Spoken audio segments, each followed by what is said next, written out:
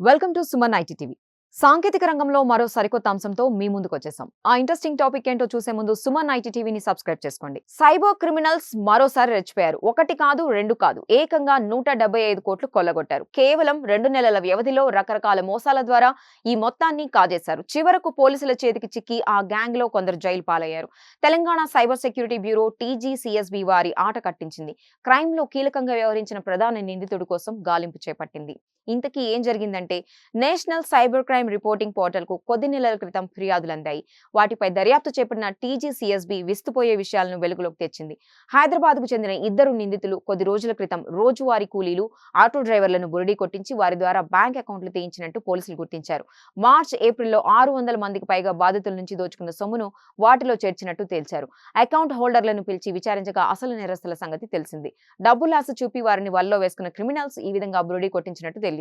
దీంతో పోలీసులు ఇద్దరిని అరెస్ట్ చేసి విచారించారు. దుబాయ్ లో ఉండే ఓ వ్యక్తి సూచనల మేరకు తాము నేరానికి పాల్పడ్డట్టు వాళ్ళు అంగీకరించారు.